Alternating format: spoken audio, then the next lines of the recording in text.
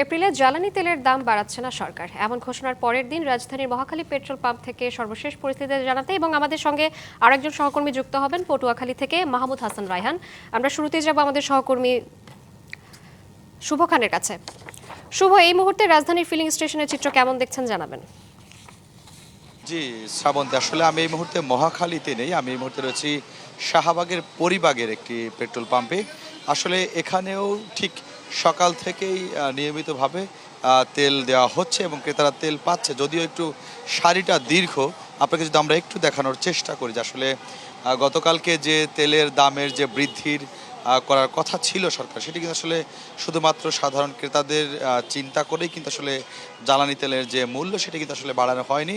আমরা সকাল থেকে বেশ কিছু পাম্পে ঘুরেছি। অন্যান্য দিন যেখানে 10টার পরে 11টার পরে তেল ভোক্তাদেরকে দেওয়া হতো, সেখানে আজকে সকাল থেকেই পাম্পগুলোতে আসলে তেল সরবরাহ কার্যক্রম চলমান। আমরা যদি একজনের সাথে একটু কথা বলি যে আসলে গতকালকে সরকার তেল বাড়ানোর সিদ্ধান্ত নিয়েছিল, যদিও আবার সেটিকে বন্ধ করেছে। এপ্রিল মাসে তেল আসলে বাড়ছে না, কি মনে হচ্ছে আপনাদের জন্য?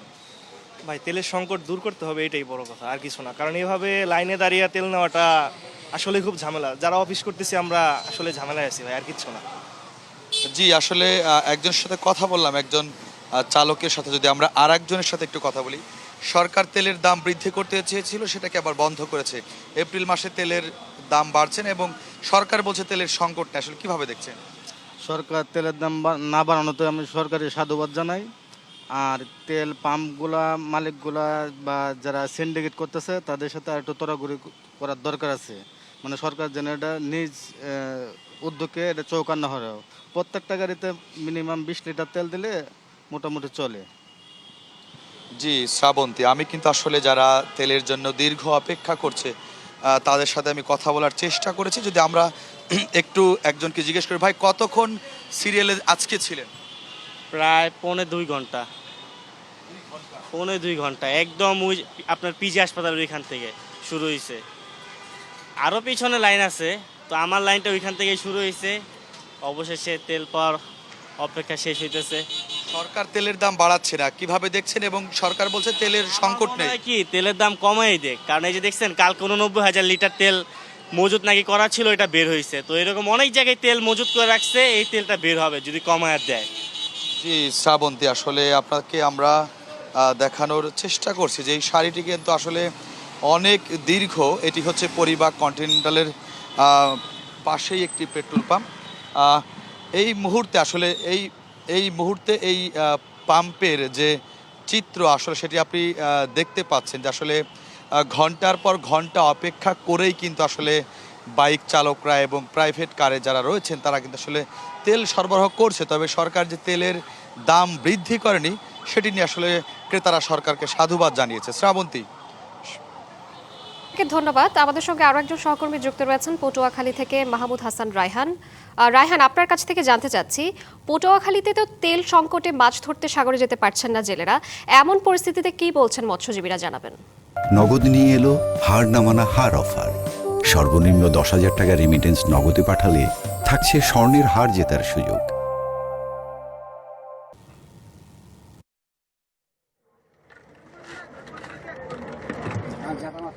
জি শ্রাবন্তী, আপনি যেটা বলছিলেন যে সারা দেশের নয় পটুয়াখালী জেলায় কিন্তু জ্বালানি তেলের তীব্র সংকট দেখা দিয়েছে। তার মধ্যে কিন্তু পটুয়াখালী জেলার সবচেয়ে বেশি ভুক্তভোগী হচ্ছে বা পরিস্থিতির মুখোমুখি হচ্ছে যে জেলে সম্প্রদায়ের যারা রয়েছে।